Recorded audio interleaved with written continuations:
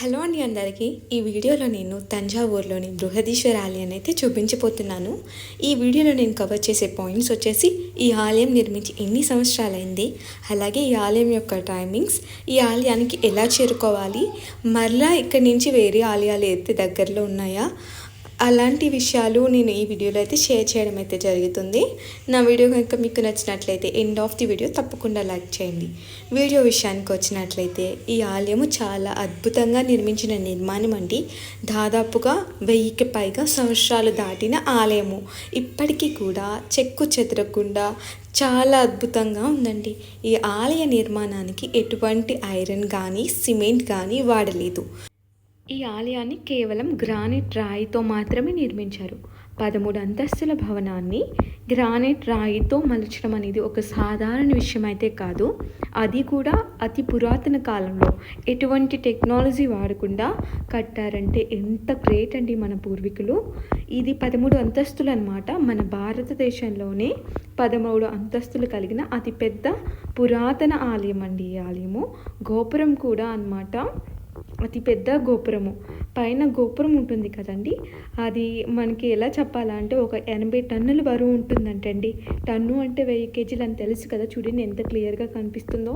ఈ రాయిని ఆ పైకి ఎక్కించడానికి ఒక స్లాప్ అయితే వేశారంటండి.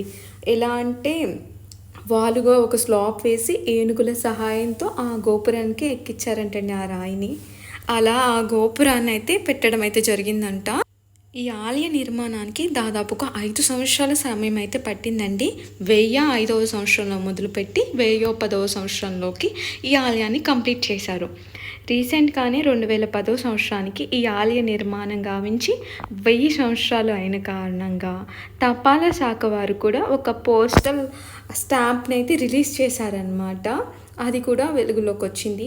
అలాగే కూడా మనకి చాలామందికి తెలీదు, 1954 సంవత్సరంలో కొత్తగా 1000 నోటు ముద్రిస్తే ఆ నోటులో ఈ ఆలయం యొక్క పటాన్నే మనకి చిత్రీకరించారంటండి. తర్వాత గవర్నమెంట్ చేంజ్ అయ్యి 1975లో అయితే చేంజ్ చేసేసారంట 1000 నోటును.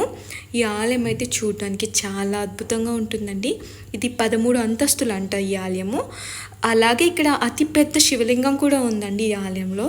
దాదాపుగా 3.7 మీటర్ల ఉంటుందండి శివలింగము. చాలా పెద్దగా ఉంది, పొడవుగా కూడా ఉంది. అదేవిధంగా నందీశ్వరుడు కూడా శివునికి తగ్గట్టుగానే ఉన్నారు. ఆయన బరువు 20 టన్నులు అంటండి. ఇది లేపాక్షిలో అతిపెద్ద నంది ఉంటే దాని తర్వాత మన బృహదీశ్వర ఆలయంలోనే అతిపెద్ద నంది ఉందన్నమాట. తంజావూరు బృహదీశ్వర ఆలయము ప్రపంచ వారసత్వ ప్రదేశంగా గుర్తింపు పొందిందండి యునెస్కోతో.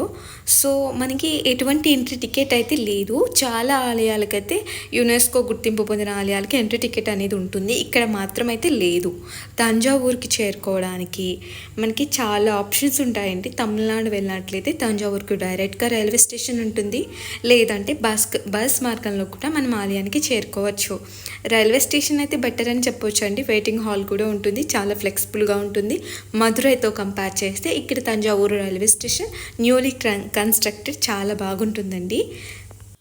ఈ ఆలయం యొక్క టైమింగ్స్ విషయానికి వస్తే ఉదయం 6 గంటల నుండి మధ్యాహ్నం 12:30 వరకు, తిరిగి సాయంత్రం 4 గంటల నుండి రాత్రి 8:30 వరకు ఉంటుందండి.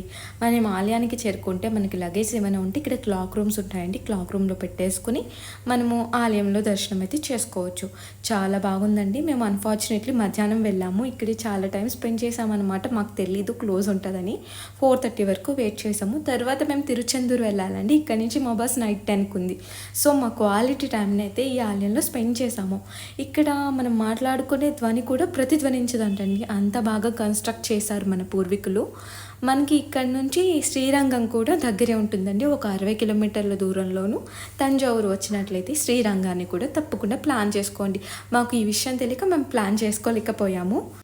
ఈ ఆలయం యొక్క నీడ పడదు అని చాలామంది చెప్తుంటారండి, కానీ అదైతే నిజం కాదంట. అప్పటి రాజావారు నిర్మించిన వాళ్ళని ఈ ఆలయం యొక్క గోపురం 80 టన్నులు కదా, అది మా మీద పడిపోతుందా అని అడిగితే ఆ ఆలయం యొక్క నీడ కూడా మీ మీద పడదని చెప్పి సమాధానం ఇచ్చారంట.